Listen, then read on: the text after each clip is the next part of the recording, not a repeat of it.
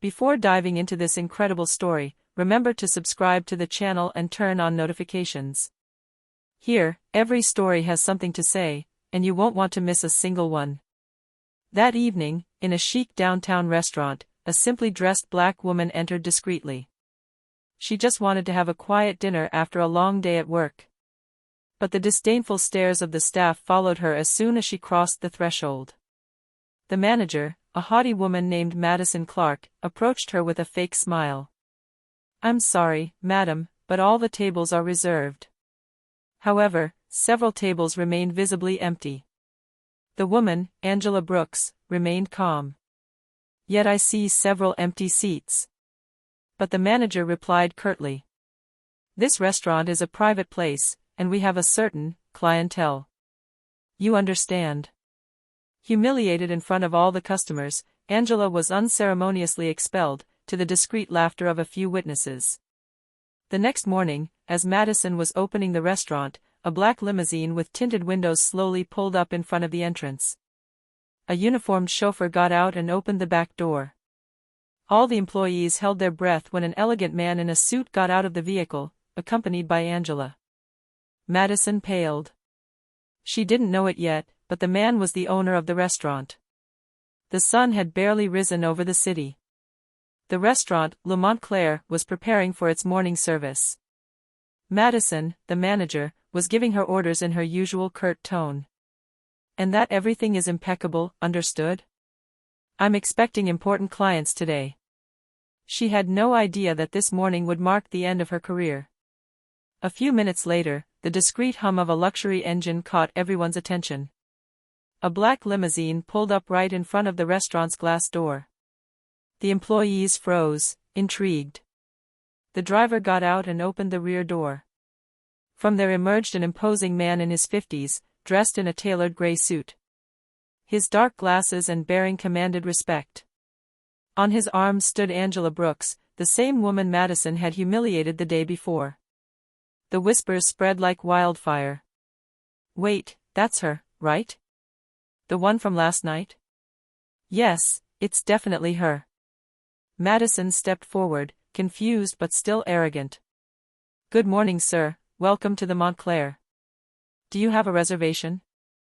The man slowly removed his glasses and stared at her with a cold gaze. "A reservation? Interesting. So this is how you treat your clients, Madison?" She blinked, bewildered.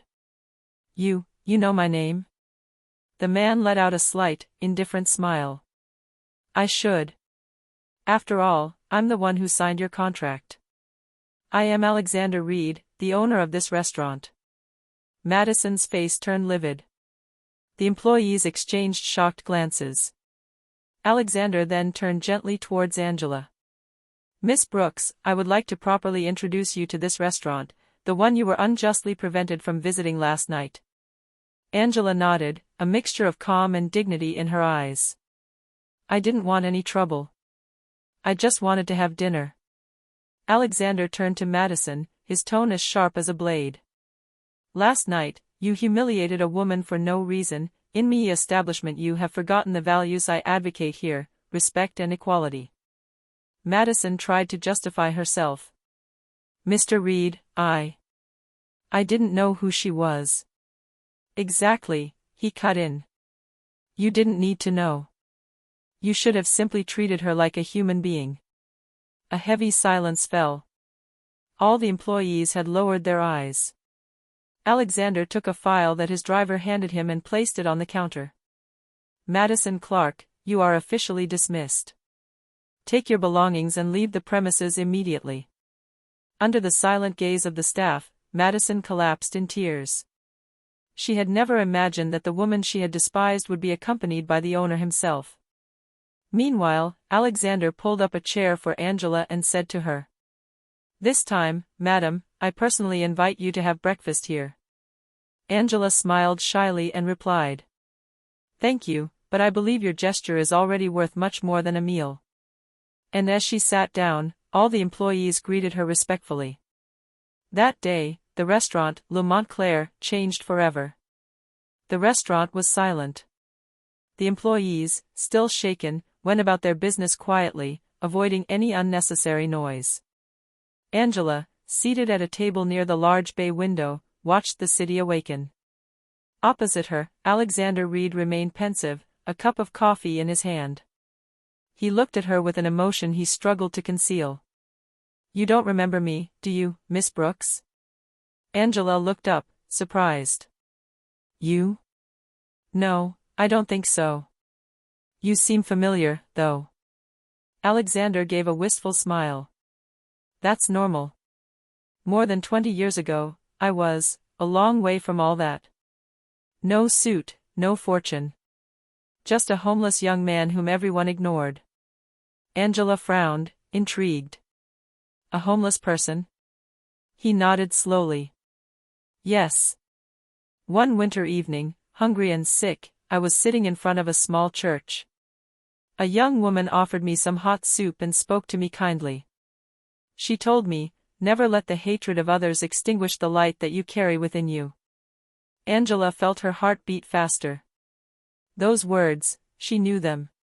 She whispered, That's what my mother always said." Alexander smiled gently. "Your mother's name was Martha Brooks, isn't that right?" Angela brought a hand to her mouth, tears welling up in her eyes. You knew her?" "She saved my life, Angela. After that night, I swore that if I ever had the means, would build something in her memory. This restaurant, it's largely thanks to her that it exists." An emotional silence fell. Angela's eyes were filled with tears, she was distraught. "You built all this, to thank my mother?" "Yes. But I didn't know she had a daughter, much less that fate would bring you back here." Angela stood up and took his hand. "She would have been proud to see what you have become. She deeply believed that every good deed eventually comes back to us. Today, I understand why I came here." Alexander nodded his head emotionally. "And I understand why I could never forget her gaze. You have the same eyes as her." At that moment, the restaurant doors opened slowly. All the employees watched the scene, shaken. The owner addressed them. "From today onwards, this restaurant will have a new name, Martha's Place, in homage to the woman who taught me what true humanity is." Angela, in tears, simply murmured, "Thank you, for her." And in the morning light, Montclair became the Martha's Place, a symbol of a reconciled past and a restored respect. A few weeks had passed since the incident. The restaurant, now renamed Martha's Place, had changed its atmosphere. Gone was the cold and pretentious luxury, the place now exuded warmth, kindness, and dignity. Angela, who had initially refused any compensation, eventually accepted Alexander's proposal to become the new service manager and community advisor for the restaurant. A role she fulfilled with passion. Every morning, she greeted the employees with a genuine smile. She had instituted a new rule. Here, no one is judged by their appearance, but recognized for their worth. Under his leadership, the atmosphere changed radically. The employees, who previously feared manager Madison, now worked with pride and respect. Even the customers noticed. Newspaper reviews spoke of a place where one feels the soul of a mother and the light of forgiveness. One day, while Angela was going around to the tables, a young waitress approached timidly. "Mrs. Brooks? I heard you were rejected here before all this." Angela nodded gently. "Yes. But I prefer to say that I was put to the test. And that test led me to my mission. You inspire me greatly, madam. I've been through some tough times myself." Angela placed a kind hand on her shoulder. "So remember, as long as we choose to respond to hatred with kindness, we remain in control." The young waitress smiled, her eyes moist. In his glass-walled office, Alexander observed the scene with profound respect. He confided to his assistant. "Look at her. She made this place a home. My fortune built these walls, but it was her soul that gave them life." And that evening, at the first gala organized under the restaurant's new name, Alexander took to the stage. Angela was by his side, deeply moved. He addressed the guests and the cameras. Martha's Place isn't just a restaurant. It's a tribute. A reminder that a woman's compassion can change lives, even after she's gone. And if this place thrives today, it's thanks to his daughter, Angela Brooks. An ovation erupted in the room.